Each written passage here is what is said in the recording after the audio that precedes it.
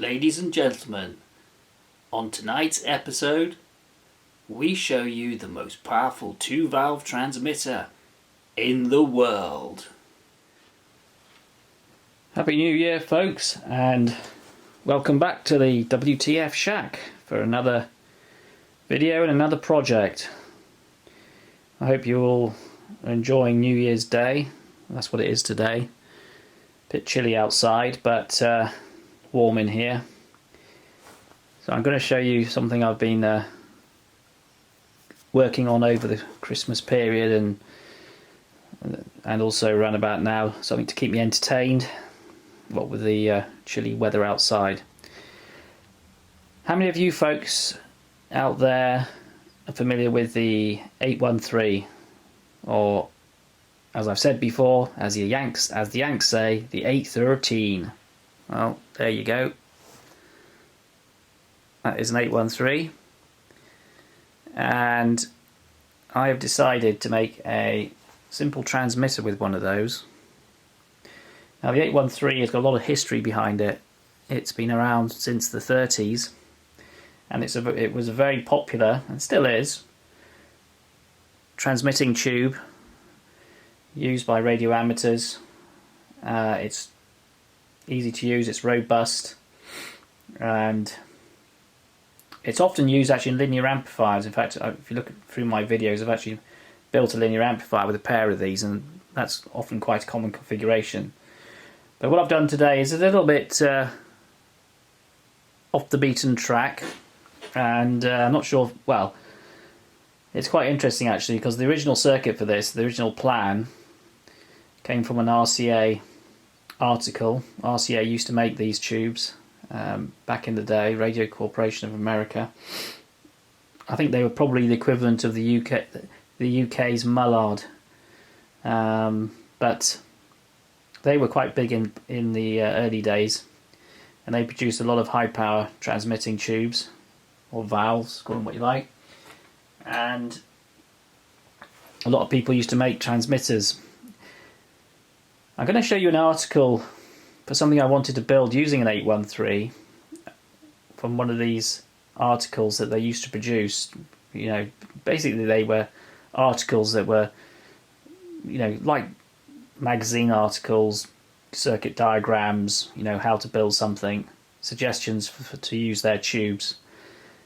And I stumbled across a website which has all the old back issues of these RCA ham tips. That's what they were called, RCA ham tips. And I found one of these, and I thought, oh, that's an interesting circuit using an 813. And I thought I might have a go at building it. And that's what you see in front of you is actually kind of like what I attempted to do, but it didn't quite work out exactly as I planned. So I've sort of done it differently, and we've got a a 2-valve transmitter. It was originally supposed to be a 1-valve crystal oscillator with an 813, but couldn't quite get it to work as planned, so I've sort of had to rejig things a little bit.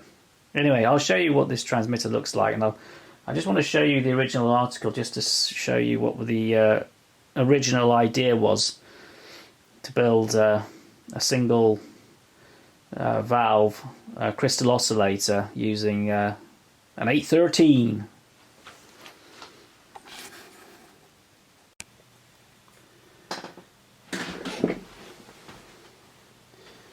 This was the article I was referring to, the ham tips from RCA. Now, RCA produced a whole load of these quite handy articles to sort of help radio amateurs, you know, build stuff, because at that time, you know, people did a lot of homemade stuff, homebrew, and the big valve corporations, RCA, Mullard, you know, there's a whole load of them.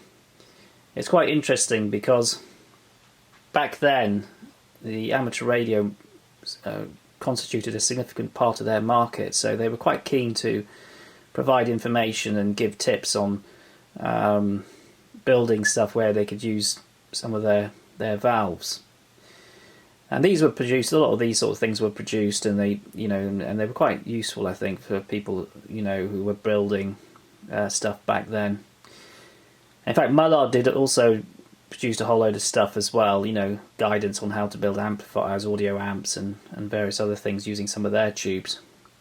So this was the article I got, which I was planning to build, or should I say, this was the article for the circuit that I was planning to build, which didn't quite work out as I expected.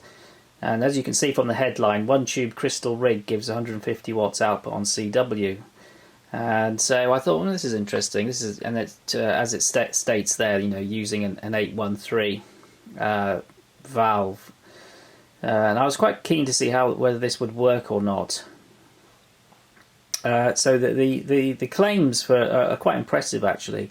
Just to sort of cut it relatively short, what they were saying is that, with 150 watts output using about 1500 volts on the anode of that 813, and it keys relatively well, and it's quite a good oscillator, a very simple circuit. So I'll just show you the circuit in a bit more detail. Just zoom in there, just get the camera a bit better. And we can see if we can zoom in on that circuit there. I may not be able to, it's a little bit... Just tighten that up.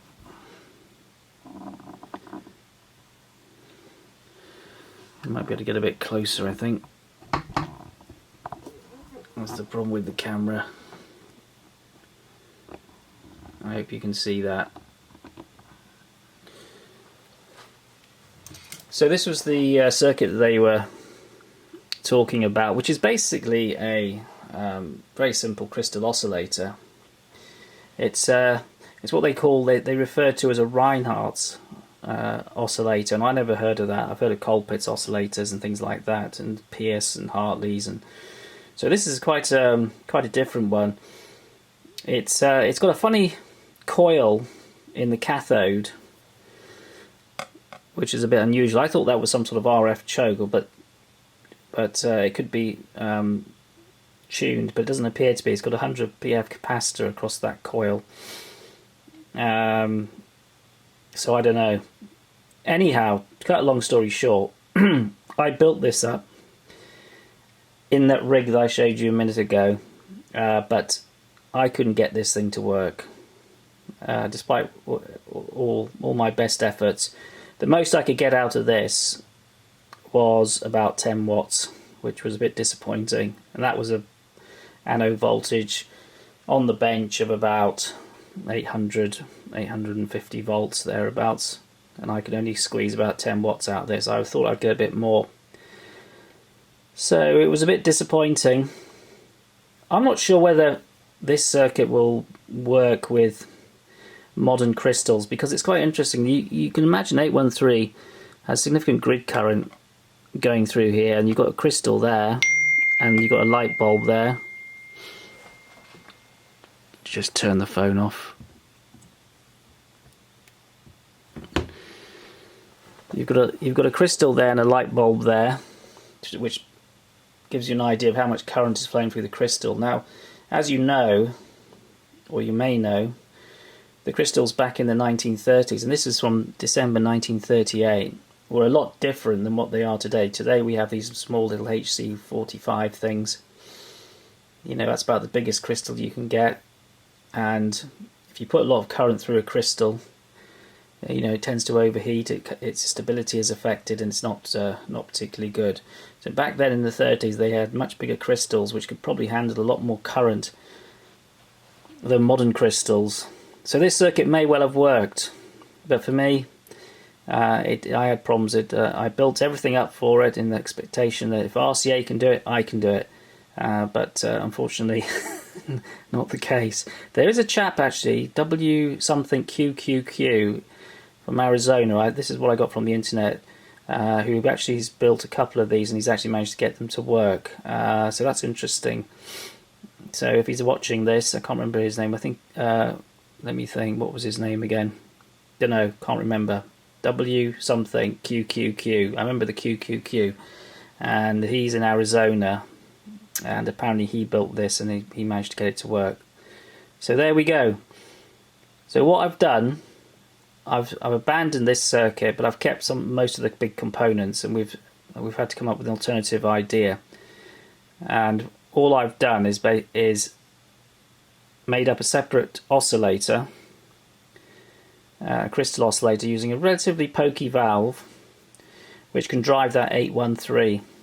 And they state here, which is very interesting, in Class C, an 813, now this is different from using it as a linear amplifier, which is often in Class A, B, but in Class C, you know, for CW, you can drive one of these to full output with about 4 watts. And that's interesting because, you know, you always think of linear amplifiers and 813s as requiring, you know, a fair amount of drive to get them to do what they want to do. But in Class C, according to this, you can get one of these to, you know, with just very little drive or power in to get it to its full output. So hats off to RCA. Anyway, we'll stop there and I will show you what we've done with this transmitter. So here's the transmitter that I've built, which I've had to modify obviously from the original article, and all I've really done is just add an oscillator, a separate oscillator to drive the 813. Now this valve here, which is our oscillator valve, is a QQV03-10, which is actually a double tetrode, often used or often was found in VHF transmitters in push-pull. But the beauty of this is that you can actually strap the anodes together. The screen grids are sort of tied together internally, and it's got quite good plate dissipation, and it will produce about 5 watts, possibly more output, which is quite useful. So I've got that valve rigged up as a basic Colpitts oscillator, so there's nothing really unusual about that. And all the other bits and pieces here is what we had from the original circuit diagram. So we have a plate tuning capacitor here, and we have a loading capacitor there, and all these things have been salvaged out of the junk box from various old bits of equipment. And this is all arranged as a Pi network, sort of standard fare really. The 813 there, and I've got the plate choke and the coupling capacitor to the Pi network. So all this is pretty standard stuff. You'll also see at the back we've got a filament transformer for the 813, and this is one of these Hammond transformers. Hammond are actually really good. They do a whole range of these filament transformers, but they obviously cater mainly for the American market because majority of them are all 115 volt primaries. This is one of the more unusual ones, which has got dual 115 volt primary, so you can therefore run it off 230 volts. But I know a lot of them are only 115 volts. But anyway, let me show you the front quickly. From the front, you can see that I've painted a bit of a wacky turquoise colour. I had some of this left over from the Spey control box. I actually quite like this sort of turquoisey colour. It looks quite good on control boxes and bits of equipment, so I thought I would use it again. A bit of it's come off there, so I'm going to have to respray that. But anyway, so we've got the that's the load, plate tuning.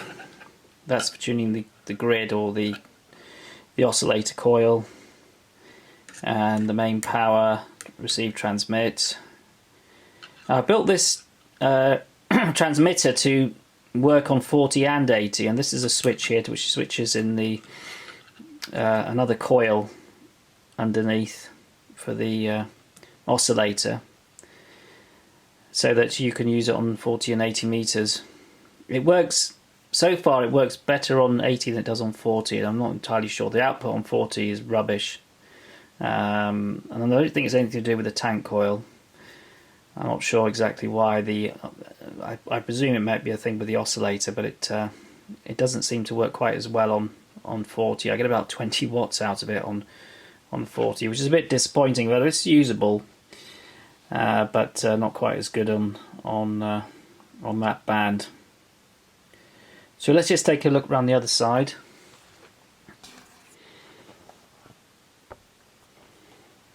On this side, you can see the lovely 813, and I've got a high voltage relay there, just so you can isolate the HT.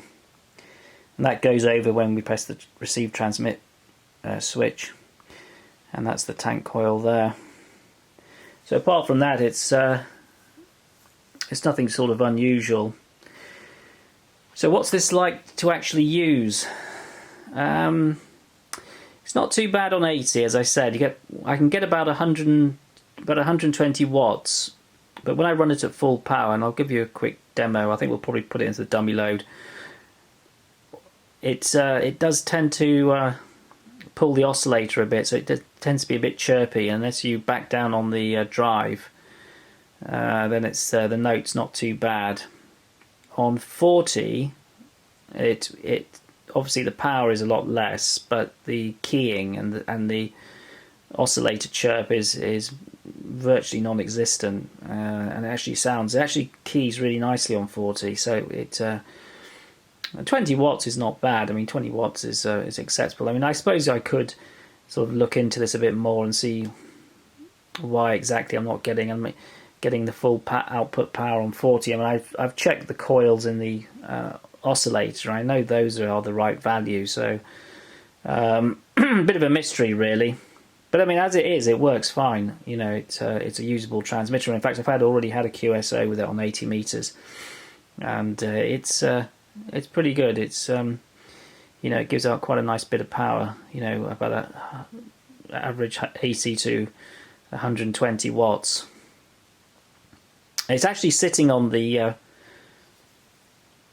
on a power supply that I made a while ago for the 813 linear amplifier, so I didn't have to bother with the power supply. That was already made, and that supplies about 1300 volts for the anode, and it's also the other voltages, the HT for the oscillator, and also the negative bias. Because that's the way the way we're keying this is the PA is keyed by a negative bias by biasing it off, and then changing that level when you key it. Got a little keying relay which helps. And the oscillator itself is keyed with the cathode. So I've just got a standard relay there underneath. I'll see if I can show you.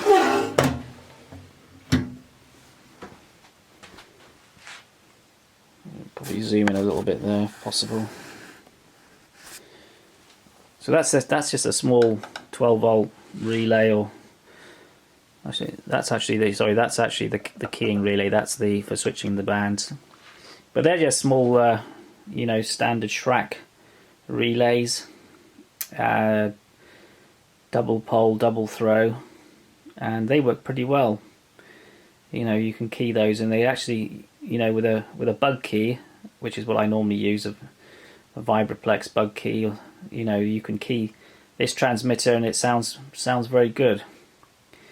Just a couple of other things underneath. That's just the mains transformer for the supply the relays and everything, 18 volts. And anything else of note? The oscillator we've got down in this section here, and rest of that's the 813 base, screen dropping resistors. I've got a 10 ohm resistor there, which allows us to measure the cathode current. So the rest of it's fairly straightforward. It's if anybody wants the circuit, I can draw it out, and I'll probably publish it on my website if anybody desperately wants it, or they can just message and I'll draw it out and send a copy. But it's, as I said, it's nothing out of the unusual. Alright, I'll give you a quick demo, and you can hear exactly what this what it sounds like.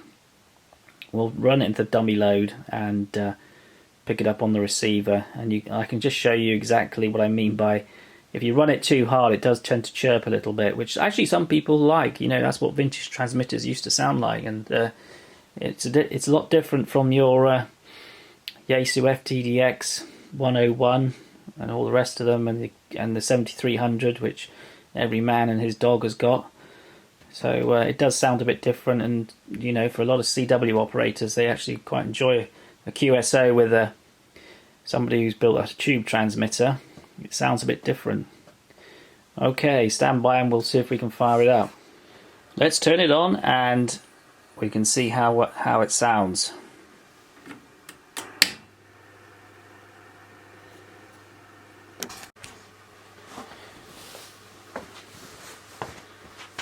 Just switch the power supply on.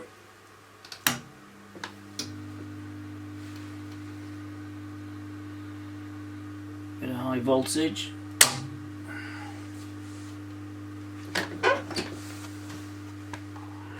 I'm going to show you what it sounds like on 40 meters. We've got a crystalline for 7.01,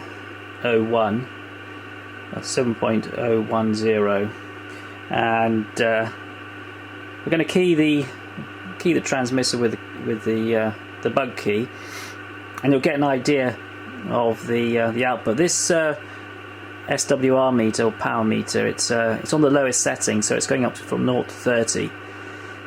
And I think, well, you can see for yourself in a minute. We get about 25 watts, 26 watts out of it on 40 meters, so not quite a lot less than one would expect. But anyway, it actually keys okay. I'll switch it on and give you a quick rattle with the key, so to speak. So there's about 24 watts on there.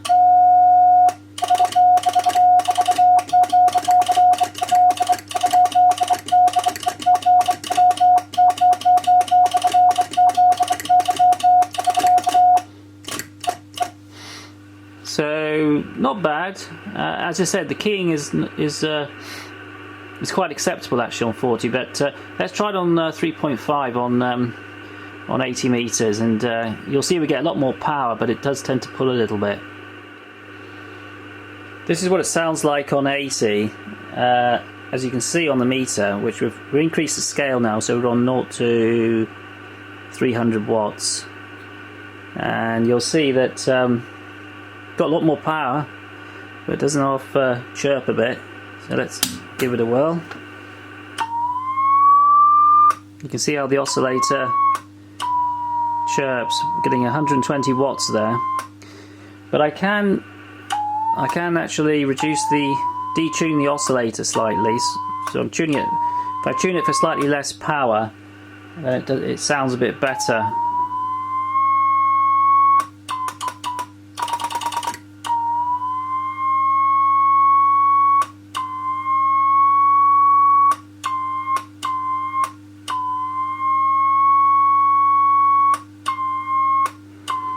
It's about 80 watts.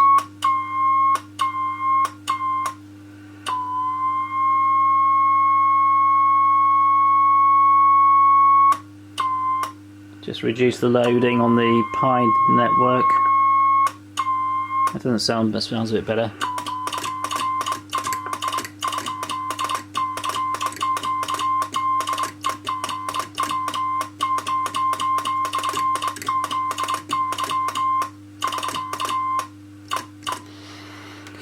So as you can see, it does pull the oscillator a bit on 80 meters, but I mean it's acceptable. I mean, if you reduce the power, I mean the difference between 120 and 80 in terms of copyability is not going to be that much. So so yeah, it's okay for two valves, 120 watts. I mean, there's not many tubes out there, you know, with a simple design like this that can do that. So so there we go. Anyway, thanks for watching. Until we meet up again for another project, Happy New Year!